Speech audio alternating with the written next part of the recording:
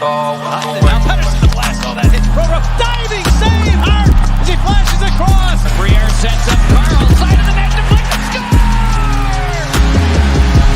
Briere moving in. Stops. Cuts to the middle. Still has it. Shot! Score! Here's Hughes giving it across. Oh, grand save! Save by Hart!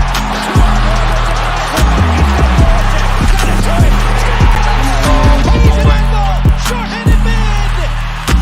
He scores!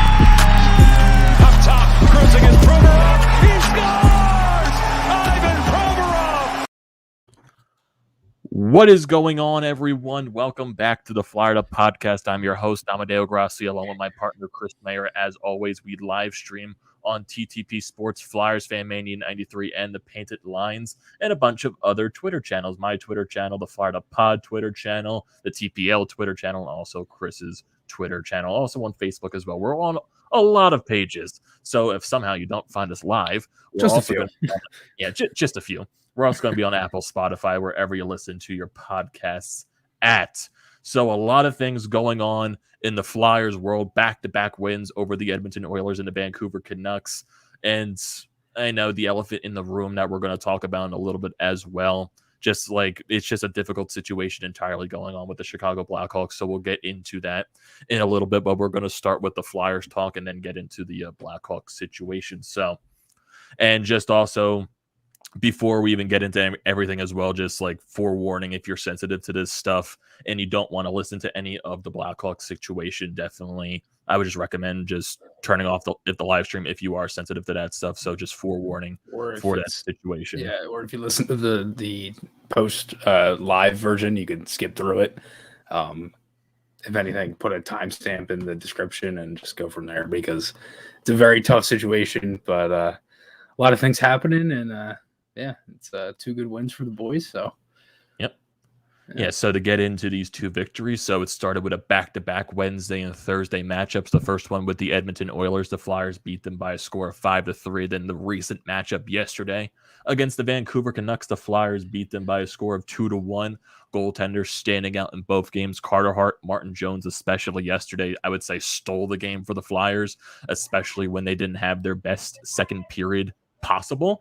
And then also other players that stood out. Claude Giroux continues his point streak. He grabs 2 points yesterday, and so hopefully, you know, the Strip the Sea crowd, the Claude Giroux haters, can shut up for a little bit.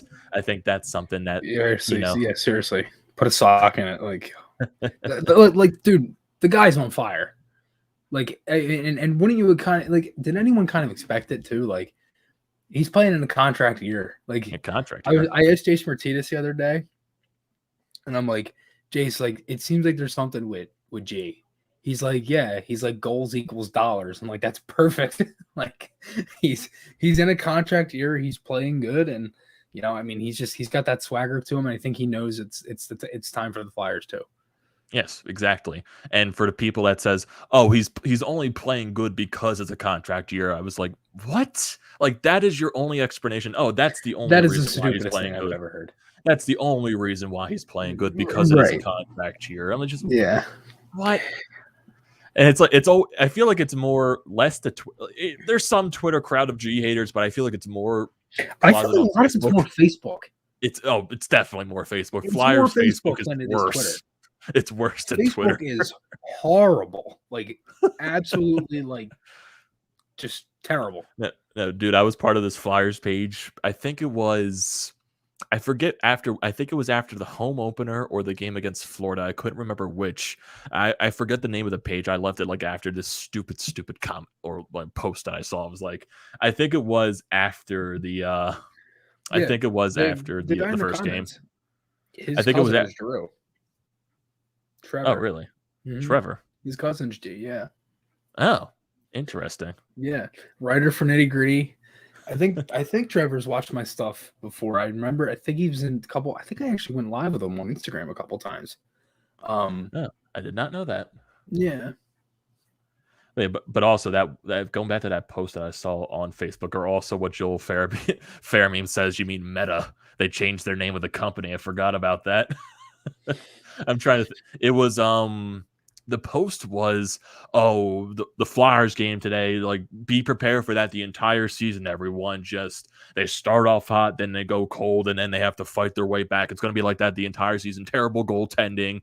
The Flyers, like, they're the worst story. I'm like, what? It's one game.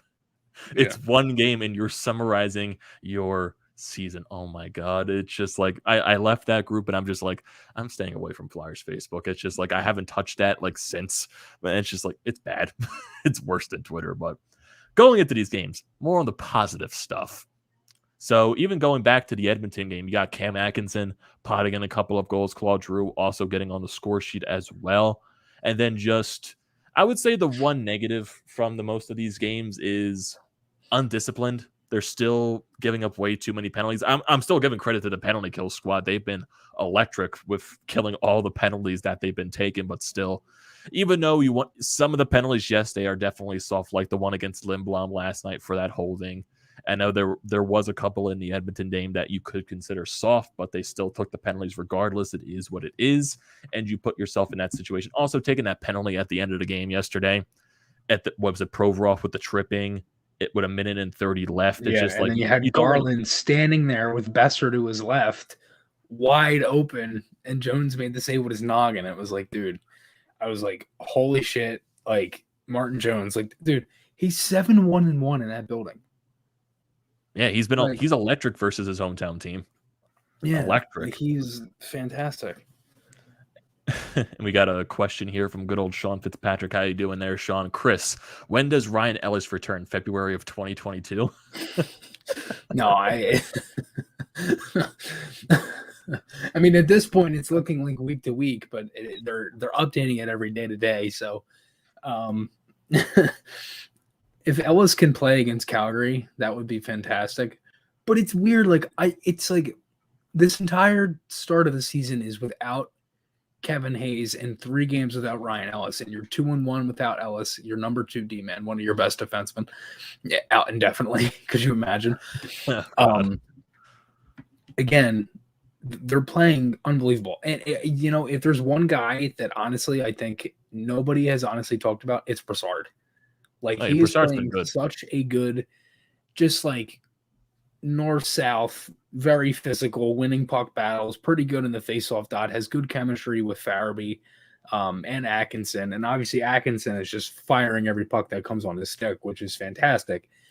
And again, the Flyers aren't I don't really mind that they're getting outshot in these games. Like last night, the shots were tied, but it was pretty much like a seesaw in the first and second. It was like 15, I think it was 15-4 and then 16-5. Yeah, it was basically just complete 180 of each other. Yeah. The Flyers dominate first period, Canucks dominate second period after the fight. And it was just like opening night. Right. And the thing was after that too was like, to me, the penalty on McEwen, which wasn't even a penalty, the unsportsmanlike for grabbing the shield. That, first of all, that might have been the stupidest penalty I've ever seen called. I've never seen that before in my life. Never. Right. And then I feel like that was just to get Vancouver in the game, because if honestly, the Flyers, they only had like 3 or 4 shots at that point, but they were all over them in the offensive zone. Like, they kept everything going from the first period. They just didn't get as many shots as they did. And then as the Canucks got the power play, they had like 4 or 5 shots on the power play. So that put the shot totals up. That's why I started to think that Keith Jones and Jim Jackson were making it like the Flyers were getting outplayed. But I'm like, okay, it's 1 power play. Then they kept that up. Then they got another power play. Then they just dominated the rest of it. Like, okay, yeah, they're dominating them now. But at the time, it seemed like it was pretty even. It was just the 1 power play made the stats look a lot closer than they were. But again, it was one of those like weird, stupid. Oh my God, I can't stand when they call like that stupid penalty just to get the other team into the game. It was one of those penalties. Yeah, it was one of those penalties too, where that like you didn't take a penalty like basically for the first half of the game, then you get that McEwen call against him with the fighting, and then basically it just spirals out of control into so many other penalties called against the Flyers, and it's just like like I do hate to be that guy to like to call out the ref, but like the refereeing this year has not been good at all. It kind of does remind me of like baseball umpiring a little bit, just because it's just one of the things you want to complain about. But I also love this comment right here from Sean Fitzpatrick saying we can spend an entire hour talking about when you were talking about the spend an entire hour talking about the Nate Thompson goal against Edmonton. What a nose for the net, soup sniper Nate. That's funny. Dude, all right, listen. These two are going back and forth. Who do you think won that fight? I don't even think it was a clear winner. I think they both got their punches in, and that was that. I think it was I think it was pretty even match. It was one of those fights where it was just basically they were punching each other, rock 'em, sock 'em at that time. Right, exactly. It was like rock 'em, sock 'em robots. I mean, there was nothing really different. It was just they were just slamming each other in the face. And Shen got a couple good body punches in though. He did. And another comment from the great Sean Fitzpatrick: the best part of the Flyers' success for Amedeo thus far is that it's less time I have to talk about the Eagles. That is true. That is true. Even though they have the Lions this week, so you might. I have to talk about the Eagles once a week, and that's after every dreadful game that it is. You watching the Eagles is like a rewatching of the Flyers season last year. Oh God. Like it's up there. Oh God, just don't put me through that again. Hopefully in the next we get a positive, different Phillies sports video when Bryce Harper hopefully wins the MVP. I'll finally get a Phillies late edition Phillies video out there, but you never know what's going to happen. Maybe if they go out and get maybe a couple arms for the arm barn. You see that? I did see that. Barn. The arm barn. Come on, dude. The arm barn. I'm gonna call it that now, just because it's such a funny term. That is so. I saw someone in all caps, but like, and here's heavy throwing left-hander Aroldis Chapman coming out of the arm barn. I was like, oh my God. Oh my God. And then we got a comment here from Alex Smith saying, "Would you be mad if Hart and Jones they each play the same amount of games?" So this season, Elaine Vigneault, Chuck Fletcher, they stressed about how the condensed schedule was going to be, how many back-to-backs there are, even talking about the possibility of 16, a 60-40, right? 60-40 split. I think it was 16 to 17 back-to-backs, and especially when you get into the Olympic break after that in February, where the schedule is going to be very condensed, and you're going to be playing a lot of games in a short amount of time. So that's what basically Martin Jones and Carter Hart are going to be doing this year. Good teams have an arm barn. Phillies have an armpit. Oh boy. Oh my God, that's great. That is really true. That is really true. We got Trevor Drew saying he doesn't know if he would be mad. He wouldn't agree with it. I do believe Hart needs to play at least 60% of the games. I think that's what it's mostly going to be in the end, a 60-40 split, maybe at most a 65 to a 35 split between Hart and Jones. Hart is definitely going to get the majority of the starts, but it's going to be you're going to see some games where maybe Jones has to play a couple in a row, but Hart's going to get the majority of the starts too far. So Sean Fitzpatrick says, "What do both of you think about ESPN's and TNT's coverage so far?" I think it's been fine.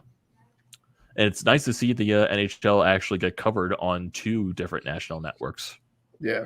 The one thing I love about the ESPN thing is like I can literally go on my phone and just click like 6 different NHL games and just flick to one, goes a commercial, go to another one. Like I just watch hockey, and it's really all I've been doing. Like especially the late games, like the 10 o'clock, like I'll catch the end of those. And it's good for fantasy too, because it helps me like understand, okay, if this guy's hurt. Because sometimes like the fantasy thing just kind of like it has Ellis is like out indefinitely. I'm like, bro, he's day to day. Like, stop the cap. Like, it's just But yeah, I mean, I like TNT. I mean, also another thing, the Flyers are 2-0 on TNT, which is good. And they only have 3 more games on TNT. I think the other 3 games are home games. I don't think they play another TNT game. Yeah, they don't play another TNT game for a while after this. But it was 2 in October, 1 in March, and then 2 in April. And the ones in April was like the beginning of April, and then like the last couple games of the season. I think they're going to eventually go into the ESPN games. I think like their first like exclusive ESPN plus Hulu game is against the Penguins. I think in January or something like that. Yeah, I know one of their ABC games is a 2 o'clock home game against the Islanders.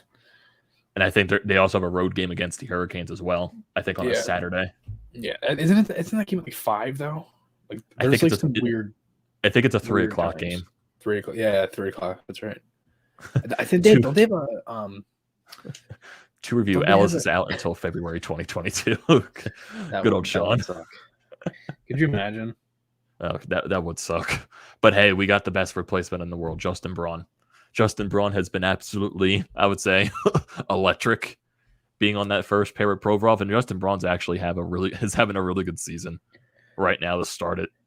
For some, even though he had a bad turnover at the beginning of the game against Edmonton, but still he managed to play very well with that pairing with Provorov, especially carried over into last night's game against Vancouver. So he's been basically that next man up mentality for that defensive pair. So it's very nice. And did you see that one play during the Vancouver game where Justin Braun went coast to coast and almost got a shot on net? Yeah, he did it like coast to coast. And I was like, holy shit. I was like, go, Braun. Go, Braun. I thought he was going to go up and score. And then his shot just flubbed and hit the back wall. I was like, fuck. I was like, I thought he would have scored that. But I was like, dude, that would have been awesome. It was, yeah. Mr. Crockpot, what a beauty. Yeah, Justin Braun, the offensive threat. Hey, Dibes, how's it going? Yeah, the Flyers team this year, Dibes, they're a different team this year. They have spunk to them. They look different. I know it's very early to tell. I know we said the same thing last year when they were off to that winning stretch, but you can definitely tell from their play it wasn't sustainable. But this team definitely looks different to start this season. And you also hopefully aren't going to have half the roster get COVID this year either. Hopefully that's essentially when everything went to shit. Was when everybody got COVID, then they went out and played the fucking Lake Tahoe game, and then everything just went to hell after that. And then we got also comments for going back to Chris's streaming comment. Trevor Giroux says NHL 66 is the way. Yeah, NHL 66 is a very good website for streaming the games. I use that personally for when I have to clip the Flyers games for Bros Media. So, yeah, that's always a good option there when you have to watch. And then another question from Dibe saying, what's the overall vibe on Carter Hart so far? He's been fine this year.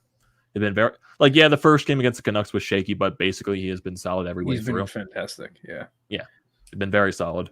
Very solid to start this season. Yeah. And that game against Vancouver that he played the first game, that was a very uneven game for him. Yeah. He faced a lot of bad bounces. Maybe one scoring chance in the first period, and it wasn't even a shot on net, and they had 5 total shots. He had easy saves.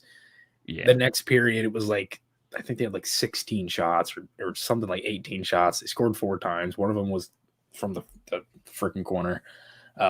It's just so many bad bounces for him. And then he was fantastic in the third. He had a handful of good saves there, and he was great in overtime to get into the shootout. He just got undressed in the shootout, which I don't even care about the shootout, dude. Yeah, he was great against Seattle. He was great against Florida. He was great against Edmonton, especially later in the game where he needed to step up. He was one of the biggest reasons why the Florida game was actually the Flyers had a lead and then was tied for a while. Yep. It sucks that in the last 30 seconds, the whole goal and everything. Again, we talked about this before, but again, Florida was pressing late in that period, and they got the tying goal off Tippett's skate, and it was just kind of a lucky kind of a hope and a prayer backhander to the net, and it just went off Tippett's skate and in. So yeah, so it's just one of those situations. But Hart, I wouldn't say against the Edmonton. I would say the only goal I really had a problem with was the first goal, just I felt like he went down a little bit too early, and also got Nick Seeler flopping all over the place during that Tyson Barrie goal. But that's still nothing. He played well the rest of the game, and then just basically for the Vancouver game, there's not enough credit for Martin Jones, man. He didn't get first star, but he deserved first star. My goodness, first star. I think Giroux did, even though Giroux does deserve it as well. Extending his point streak, 2 points in the game.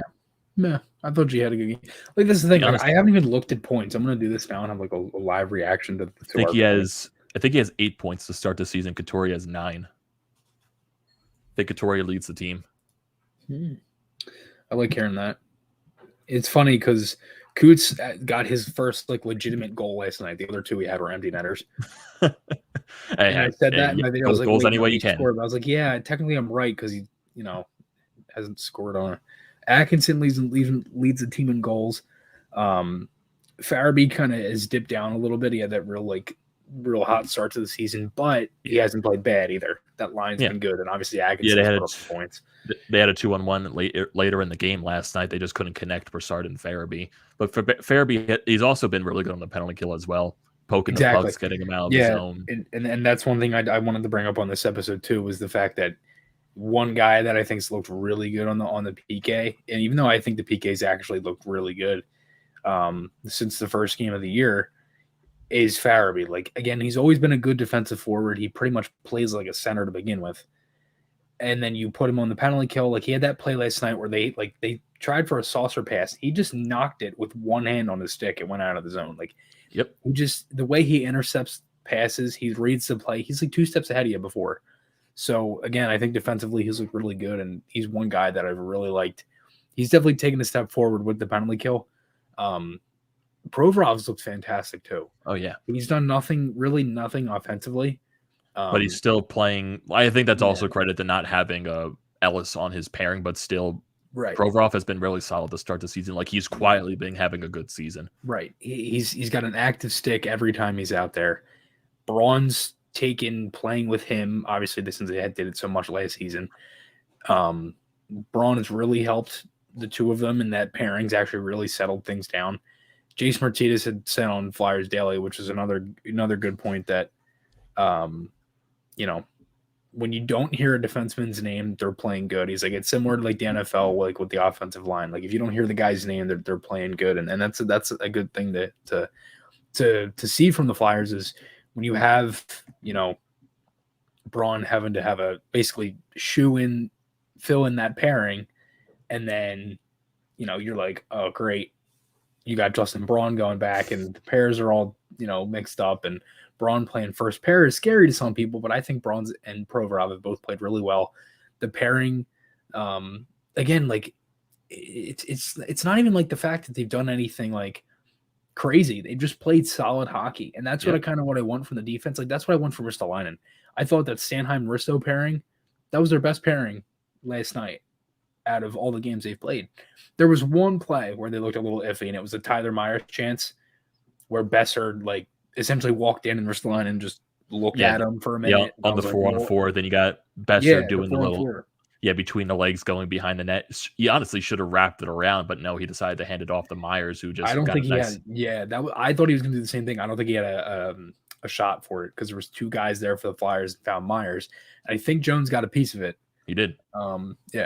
It was a nice pad save, but nice of you to join the stream. Thank. Yeah, thanks. Late there, buddy. A little late. What a bump. No, I'm kidding. Yep. We also got a question from Sean saying that when Hayes returns, does he move to the third line center position? Yes. So I think that's most likely what's going to happen. Yeah. Just because you don't want to break up the Broussard line for how well they've been playing. And also with Hayes coming back off of the surgery, he's not going to be 100%. So you don't want to put him in that top role automatically. Right.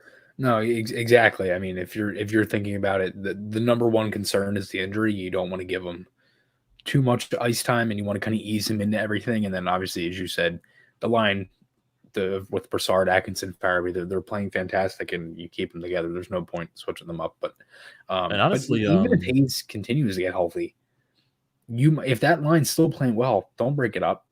I mean, honestly, the line that's been very quietly, I would say, good to start the season is that Lawton, JVR, and Lindblom line. JVR getting his first goal of the season yesterday on him. Honestly, the power play too has been. The power play is like top 7 in the league right now. Yeah. And honestly, I did not even know that. But the passing on the power play, the set plays that they have been doing, and it's not even the fact that like they're just scoring goals. Like, they are generating momentum from just about every power play. And if they aren't, they're at least getting good things out of it. Like, they're getting scoring chances. If it's not from the first unit, it's from the second unit. They had the goal last night. Power plays after that didn't look great, but they had their looks. That power play at the end of the second period, that almost connection to Couturier from G and JVR. Mm-hmm. You had the Konechny chance in the slot. Mm-hmm. Atkinson had a couple passes that were either flagged down or the one hopped over his stick, which would have been a very he was ready to wind up on that shot. Yeah. But no, like, they're having the set plays. They've already done that twice against Vancouver, the set play, and it was just perfect. And again, it's a set play when they're talking about it, and they do it perfectly. The one thing that I love about Yandel too is the fact that he's not like Gossespierre was the shoot first kind of thing. He was the weapon on the power play. Yandel's the distributor and the guy who looks to set up the other guys and looks to see what's open. So when you're doing that, you have Yandel that doesn't really shoot much. Like, I think Yandel's maybe shot the puck on the power play a handful of times. Possibly. And if a lot of it, I think, has gotten blocked, or maybe it was just a tip by JVR, a pad save goes to the corner, and they kind of just regroup. But that's about it. Like, they haven't really had many looks where Yandel's just absolutely firing it, and that's not really what Yandel's done. So that's another thing. It also opens up the second unit where you put literally your first pair defense as the quarterback kind of situation, as both of them really do quarterback at Ellis and Provorov. Ristolainen also was put into the power play, and that was good to see him get some power play minutes. I cannot wait for him to score a goal, if I'm being honest with you, Ristolainen. I just want to clap one. Braun scoring his first goal. It's going to be like the same thing with Risto. But yeah, man, like the power plays just look so good. Yeah, I just want him to clap one from the point, just blast it. And also, like, one thing that I remember him during his time in Buffalo, on the Buffalo power play, why that was so successful too, he was the guy that was net front, taking all the room away from the goaltender. So I was going to say maybe they can attempt something like that, but I don't see that happening in any time in the future, as Risto being the net front guy on maybe the second unit. But also, there's another question from Sean asking, why do you think the power play isn't exceptionally better? And is it me, or do they just look faster skating through the neutral zone? Yes, they do. Well, the other thing is, too, is they win the face-off a lot. They do. And they're very good at the zone entry, which is something that's improved drastically from last year. I feel like they're more aggressive on the power play, too. Yeah, that and the PK. I mean, if we're talking special teams, the penalty kill looks very aggressive. And it's not even the fact that, like, again, they're taking a lot of penalties, but they're killing them. Like, what's the one thing that Atkinson had said after the first game of the year is, like, if we take those penalties, we got to, defend them for the guy in the box and the rest of the team. And I feel like they've done that, even though they took 7 against Florida, only give up 1 power play goal. They took 4 or 5 against Edmonton, and they took 5 last night. It was 4. Yeah, 4 against Edmonton, and one of them was a really fluky power play goal. That honestly was probably the best night that the PKs looked. Yeah, especially against Edmonton, Connor McDavid, Leon Draisaitl. If you shut down that power play, I don't understand what is happening with the Canucks and they're like Pettersson. It's reminding me of like Space Jam. He looks bad. Yeah, like he looks terrible. I think he's got 4 points, and his only goal was against the Flyers. Yeah, it was that like weird goal that went off a Hart skate. I'm like, what the hell? Like he just doesn't look right. I saw a post last night, like Connor Garland only had I think 10 minutes and 50 seconds ice time, and he arguably looked like the best Canuck in that game, honestly. I mean, I don't really think the Canucks played great either. They did. But it definitely was a winnable game for them. But again, Jones was great. Oh yeah, Joel. The second power play that the Flyers got wasn't the best that it could be. That first power play, they scored off of it instantly. The second one, they really couldn't get anything set up. And then that power play at the end of the second period was when they had that nice setup to Couturier that he almost finished on. He just couldn't get it past Halak. No, I agree. Yeah, I mean they didn't really have much. I think they had one scoring chance, but it either went wide or something like that. I'd have to look back at my notes, but. Sean, the comment they already have more fights. I think what do they have? 3? Sealer, Thompson, McEwen. I think so.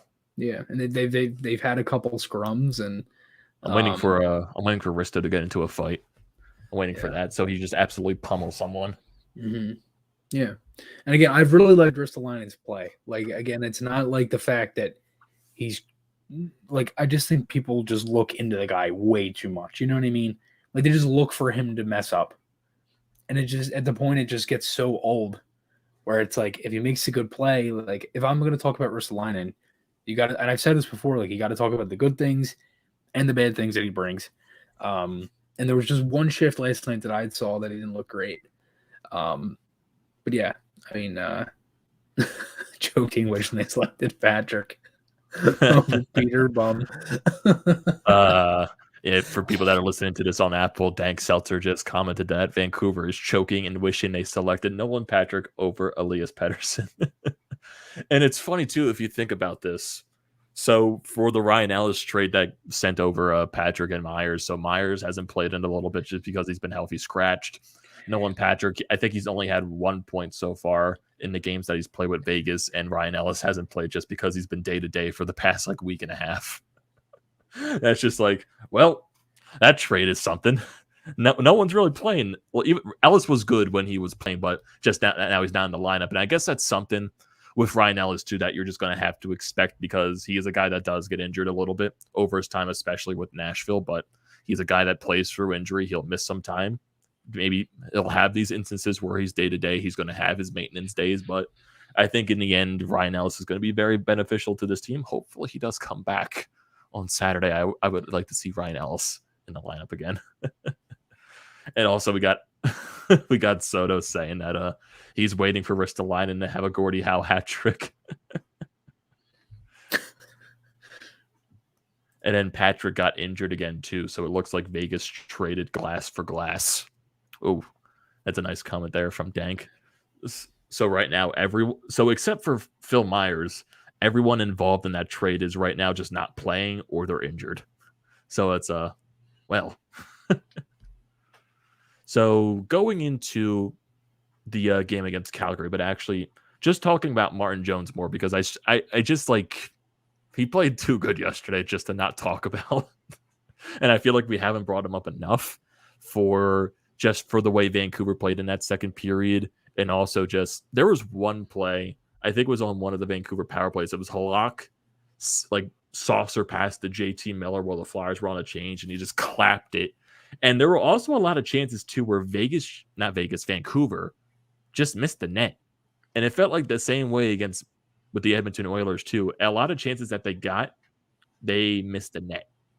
But also Jones was there to make saves as well. So it's not like knocking Jones or anything either, but what's wrong? Is it this comment from Sean? Comment. Oh God. Hey Chris, you gonna do another 1 a.m. post game after the Flames game to wake your parents up? It's gonna sound like ASMR again. Like, hey guys. Oh man. We got a comment here from. I hope everybody's still awake or something. That's what I hate about the late games. The late games. I don't feel like waking up early to do it. I'm already up and I'm already thinking about the game. What am I going to sit there in my room and stare at the wall? Yes. And think about the game? No, I'm not going to do that. Yes, that's exactly what you're going to do. I'd rather just do it then, get it done, and go to sleep. So we got a comment here from Trevor saying one thing that he thinks improved drastically has been the communication. He can honestly hear guys call out for the puck now. He thinks it was against Edmonton where he could hear clear as day, Risto. And yeah, communication has definitely been better a lot. And also the one during the preseason where Yandel said thank you to Carter Hart where he gave him the puck behind the net. So I think, yeah, it's just the communication has been a lot better. And Sean Fitzpatrick saying Chris Maher, the hashtag ASM artist. Oh God! Then you got Chris whispering me to sleep. He loves it. It also looks like Vegas and Buffalo are nearing on an Eichel trade. I think that's eventually where Eichel was always going to end up because it's Vegas and they're going to be very aggressive to try to win that first cup. So I do think Vegas was probably going to be one of the top places for Eichel to land. So yeah, Chris, what do you think about that? Eichel in Vegas. I hate Vegas. I hate it. Like that's all I gotta say. Like, no, I'm kidding. I think it makes sense. Like, they're absolutely like my 2021 bingo card. No, like Vegas, yeah. You got stressed by the comment when he brought up the bingo card. Vegas getting Eichel. Yeah, I mean, I wouldn't mind it. Like, again, it's another one of them things where, like, I don't think he can literally play until next season anyway, because he still hasn't gotten the surgery. Yeah, I feel like he's out a long time. Yeah, he's not going to be playing this year in my Yeah, maybe opinion. The playoffs, because again, Vegas is like what, like more than half of their top 9 are injured now. Yeah, they're not playing the best because of all their injuries. So, and even looking at the standings right now, it's a weird looking standings, especially in the Pacific Division. Got Calgary in first place. They've been on fire recently, winning 5 straight. Edmonton's still in second place. San Jose, they're in third. Seattle's in fourth. Vancouver's in fifth. Vegas in sixth. Anaheim seventh. And Los Angeles in eighth. So basically, after Los Angeles won their first game of the season, they have lost 6 straight. And teams like Chicago, Arizona, they have yet to win a game. And Montreal, they won 2 games after getting off to their sloppy start. And the Metropolitan Division, everyone is still above 500. The Hurricanes have yet to lose a game. Washington has yet to lose in regulation. Flyers are now in third place, tied with the Rangers. You got Columbus, you got Pittsburgh, Islanders, and the Devils. As I hear you pressing the Siri button. Yeah, I'm sorry. Yeah, I'm getting a bunch of texts. Oh boy. Just put it on Do Not Disturb. I think that's the best option. Yeah. Oh god. So Joel Fairman saying at least he's not in our conference talking about Jack Eichel. You got Timmy Flyers guys saying Flyers are kicking the door down. Yes, they are. And then we got also a question from Timmy saying, what do you think the Phantoms need to do to pick up a win tonight? I would say I really haven't watched the Phantoms games recently, but I know they haven't been playing well. I know they've been playing really sloppy. They're struggling to score goals, struggling to score on the power play. So basically, they just need to find a way to get the puck in the back of the net. That's basically their main problem, is scoring. Yeah. Yeah, I mean, scoring, defense doesn't look great. Goaltending. I think their goaltending has been the best thing about them so far. Ever since I was just gonna say it's been getting there. We got the. I knew it. We're gonna talk about the Kyle Beach story in a little bit. New York Football Giants. So if you want to listen to that, we'll be talking about that in a little bit. But we're gonna wrap up the Flyers talk going into this game against the Calgary Flames. So for the Calgary Flames, their recent past couple of games, they are 5-0 on their road trip. They beat Detroit 3-0. They beat Washington in overtime 4-3. They had a back-to-back against the Rangers and Devils. They beat them both 5-1 and 5-3. And they beat the Pittsburgh Penguins last night, shutting them out 4-0. So they're going to have the Flyers tomorrow. Flyers play them at 10 o'clock. And looking at the stats for the Calgary Flames, their website is completely weird. It's just completely mislabeled. So their point getters right now, Johnny Gaudreau leads them in points. He has 10 points so far in 7 games played. Elias Lindholm has 8 in 7 games played. Andrew Mangiapane, he has 7 points. He has 7 goals on the season, all of his points. And looking at the goaltending so far this year, Jacob Markstrom has been fantastic for them in 5 starts. He's 3-1-0-1 with a 1.59 goals against and a 9.52 save percentage with 2 shutouts. Their backup, he's been okay. Dan Vladar, he's 2-0. He has a 2.94 goals against and a 0.891 save percentage. So I wonder, most likely we'll probably be facing Jacob Markstrom on Saturday. Especially at home, too. Yeah, especially at home. So that's the thing that most likely is going to happen. So we have 2 wins so far on this road trip. It's in their first road trip to start the season. The Flyers go 2-0 so far. You win your back-to-back. You have your game tomorrow against Calgary to try to get just a full road sweep of Western Canada. So that's going to be something that we need to see. And I would assume Carter Hart's going to get the start on Saturday. I would assume the same exact lineup. Maybe you see Nicholas Aube-Kubel slot back in for Braun. And hopefully we get to see something like a Ryan Ellis play. I would assume that's most likely not going to be told until the afternoon. Tomorrow, when Alain Vigneault most likely has his press conference. So that's something we have to look out for. We also got a comment here from Dank saying this will be Johnny Gaudreau's second to last game against the Flyers before he joins them next season. Just a fun fact. Yep, I believe you there, Dank. I believe you. Johnny Gaudreau is definitely going to put the Flyers on his first spot in free agency. And then Sean says, try to get at least 1 point tomorrow. He'll be fine with it. Yeah, if you get 1 point tomorrow, that's 5 out of 6 points on this possible 3-game road trip. That's perfectly fine with me. I want to win that game. I want to win tomorrow. I think they win tomorrow. I'm serious. Oh, boy. Yeah, Chris, going with the bold prediction. They're going to win tomorrow. No, because I said it before. I said it. I didn't say it publicly, but I said I think they can go 3-0, but I didn't want to say it because I knew I would get shit on for it. And I do think they can win this game. I do. Like, Calgary's playing well. So are the Flyers. You know, it's not like it's like, holy shit, Flyers are playing really bad. Now they got to go into Calgary. Like, they just beat the 5-0 Oilers and they took care of Vancouver. Like, I think they can I think they can win this one. Yeah, definitely. If they play the same thing, find a way. Find a way to win. The bend don't break mentality. That's the way they've been playing basically the entire season. Sean Fitzpatrick saying Hunter Brody will pull strings to get his boy Gadro to Philly. Oh yeah, definitely. I think Hunter has a lot of strings that he can pull to get Johnny Gadro into Philadelphia, but I don't think Hunter is the sole reason that Johnny's going to come back to Philadelphia if that does happen. Dank Seltzer says Milan Lucic versus Rasmus Ristolainen needs to be a matchup. Oh yeah, we're definitely going to have another Hunter Brody collab one day in the future. It's just basically just got to figure out what his schedule is like. So yeah, we're going to have guests most likely in the future too. Just got to reach out there, get more people on the podcast as well to talk. Sure, I'll Jason Martinez back on. Oh yeah, Jason Martinez, one of our more frequent guests. Again. Bill Meltzer. I'm trying to think about other people that you would possibly talk to for the team. So yeah, we'll definitely figure out some stuff as the days and weeks go on. So don't have to worry about that. So we got a game upcoming against the Calgary Flames. So hopefully the Flyers can get a win there.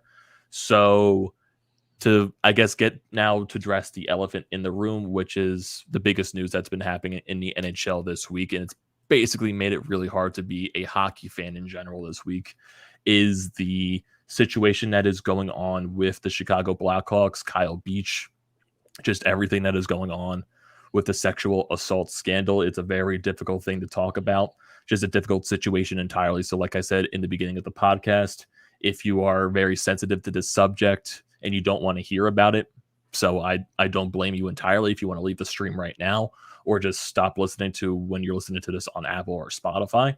So just to get into everything, so when we found out about the entire situation, basically the entire story on, I believe it was Tuesday when they revealed all the information, it was just a lot to take in and just a lot of heartbreaking stuff that just happened with everything that went on in the Blackhawks organizations just 10 years ago during that 2010 playoff run, where they addressed the witnesses as John Does at that point. But then you saw a couple of days ago, Kyle Beach came out to express his story in that 30-minute interview with Rick Westhead.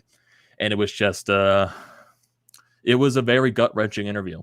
And it was just all the guts in the world for, tough watch, just all the praise in the world for Kyle being able to come out and just express his story. It's just, it was heartbreaking to see because you can see the pain in his voice. You can hear it. And just one of the parts in that interview that really got me was when he just felt sorry about that he felt he was the one to blame for the rest of... When he started apologizing, I'm like, dude, you just felt... Yeah, so if you want to read the entire report or see the Kyle Beach interview, if you have not seen that yet, both of those links are going to be down in the description below of this YouTube live stream. So definitely, if you want to check that out after this live stream, definitely do that. It's a lot of gruesome details in the report, but it's definitely a very important read just to see what actually happened in that state 10 years ago. But just to go over, because Rick Westhead, who has been covering this basically for a while now, and just everything that he's been trying to do finally came to fruition today with the interview with Kyle Beach and just getting all this stuff just talked about. So a lot of things that just went on in the past couple of days. You got Stan Bowman resigning, you got Joel Quenneville resigning, you got John McDonough, even though he wasn't part of the Blackhawks basically until now. And now Kevin Cheveldayoff, it was announced today that he's not going to be resigning with the Winnipeg Jets. He's going to remain with the organization as the general manager. And just everything. It's just really hard to talk about. And the one thing that does bother me is that with the Joel Quenneville situation is that he shouldn't have been coaching Florida's last game. He should not have been behind the bench. I was very surprised that he was, honestly. It's like in other situations, like coach, if it involves a coach, they're usually not on the bench the next game. The fact that Chicago only got fined $2 million, when there's a thing where the Devils with the whole situation with Kovalchuk got fined $3 million. They got fined $3 million. It's just terrible. I mean, I don't really know what else to say or the words to describe it. It's horrible. Like the entire situation is just shit. That's really all I can say. Yeah, this entire situation going from that meeting that took place in May of 2010 after that, in that meeting right after the third round of the playoffs, just it spiraled this whole thing out of control. What Aldridge did to Kyle Beach, them not doing the right thing and trying to push this off to the side, it allowed Aldridge to then assault an intern of the Chicago Blackhawks. If we're going to sit here and talk about it, like, what's the biggest miss to you out of the entire thing? Is it the fact that they well, obviously the big thing is they did nothing about it. That's the huge thing, right? But then there's other things like the fact that Taze and Kane are going to sit there and try to defend Stan Bowman. Yeah, like are you serious? Like, that's not the time. I get it. He's done a lot for you in your career and all this stuff. That's probably not the time. That is the worst possible time. Yeah, exactly. That is the worst thing to say. Like, how do you think Beach feels reacting to your comments? Like, come on. It's just a total miss. It just wasn't the right thing to say at that point. No. Because basically a lot of the apologies that I've seen, like even the Kyle Beach, really don't sound that genuine, in my opinion. Like, you got this, like I see the Shovel Day Off thing right here with the Winnipeg Jets. Like, it's just into Quenneville's. Yeah, like Quenneville. Like 2 sentences. Quenneville, when the lawsuit came about, like at the beginning of the year in May, like Quenneville just rested aside, like, oh, I have no recollection of what happened then, or when all the stuff came out a couple of days ago, he just like said, that's not how I remember it. That's not how it went down. Right. Like Joel Quenneville looks like the worst out of everyone. Like, he's just not acknowledging it. And then this apology or statement from Shovel Day Off from Winnipeg, he says, first and most importantly, I want to express my support of and empathy for Kyle Beach and all that he's had to endure since 2010. He was incredibly brave for coming forward to tell his story. We can all use his courage as an inspiration to do a better job of making hockey a safer space for anyone who wants to play the game. Further, I want to express my gratitude to the National Hockey League for the opportunity to meet with Commissioner Gary Bettman in person and directly share my role and recollection of the events while I was the assistant GM of the Chicago Blackhawks in 2010. And the explanation for why Shovel Day Off wasn't or didn't get the option to resign, even though I don't like saying that entirely, none of these guys should have gotten the option to resign. They should have been fired on the spot. Is that they feel like he wasn't, I guess, at that point in seniority to make a full decision, since he was an assistant GM at the time with the Chicago Blackhawks, which is, he's in the room. He was part of the decision making that pushed the problem to the side. He should have been fired. Well, he's just as responsible as the guys that basically put a championship ahead of doing what's right. That's basically all they did. And it's just sickening to see. Like, it was just, this week was just so hard to like. Yeah, it was a very tough learning curve for the hockey community. Yes. And it's not even that like the hockey community is bad. I don't want to make it like that. It's like this like deep place that's just like terrible, because we've seen it with other things. Like we saw it with Brian Boyle, Oscar Lindblom, Kevin Hayes, and everything that's happened with Jimmy Hayes. Like, and there's many other things. But like, it's not like the hockey world is a bad place. You know what I mean? It's just a very, very, very unfortunate situation. And yeah, I mean, a lot of things are going to happen, and I wouldn't be surprised if more things start to come.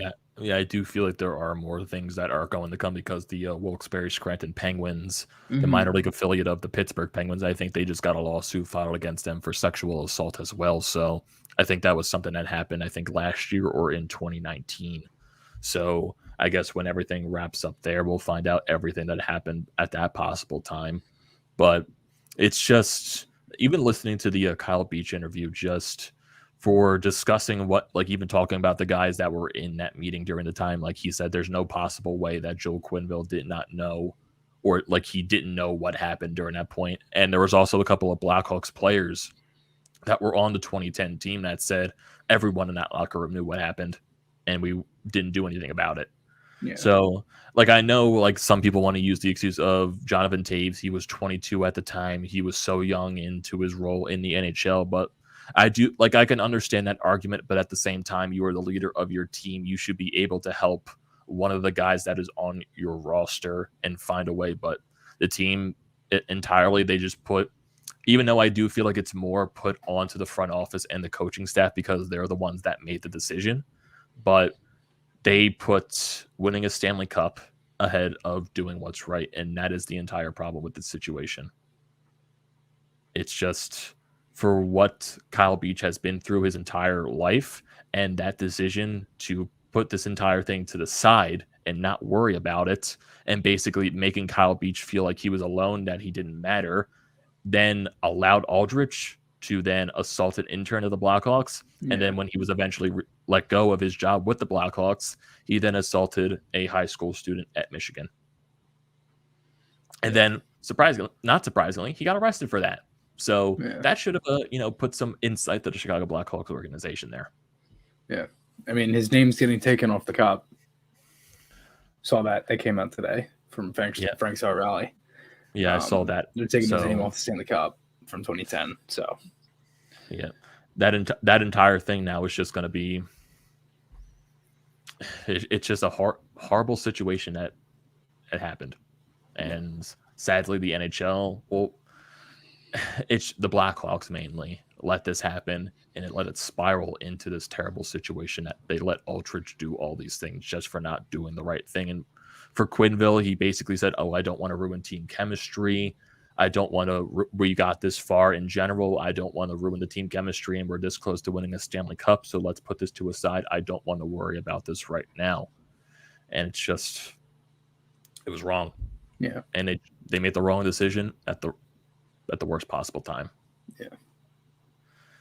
It's just so, like I said, if you want to read the entire report from the law firm, it's in the description below. And if you have not seen the Kyle Beach interview yet, that is also down in the description below. It's just a lot of heartfelt stuff, a lot of gut-wrenching things. So just watch for anything that's graphic. They do warn you in the article, and just the interview with Kyle Beach. It's just really, it's a hard interview to listen to, but it's very important to listen to just to hear what he has gone through and what he is going to try to do to make things better in the future to help people that also go through this type of horrible situations.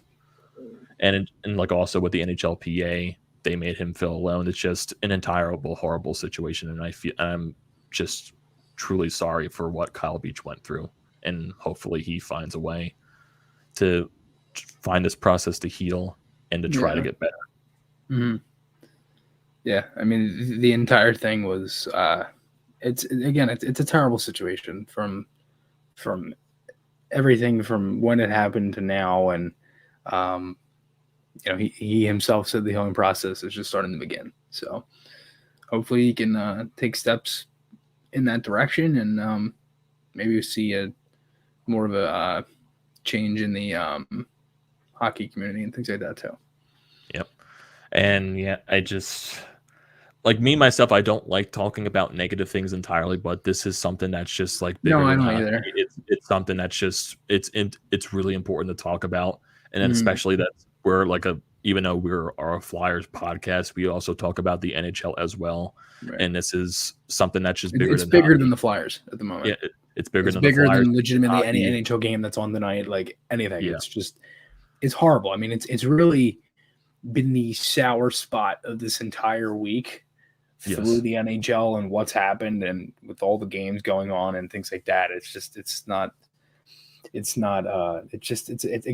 terrible thing. I mean, I can't say that enough. Yeah, because you had the Blackhawks playing the other day against the Toronto Maple Leafs. Honestly, I don't even think when all that stuff was released, I don't even think the Blackhawks should have played a game. And then you had the whole situation with Quenneville being allowed to coach his final game with the Florida Panthers before he got told to resign, even though he should have been fired. Right. But that's just, it's a tough situation in the NHL right now, but hopefully with everything that's coming to light, hopefully this league can find a way to make things better and make sure something like this does not happen again. Because the Blackhawks failed to do the right thing, but hopefully this is a learning curve to do the right thing. And that's what this league needs to learn now.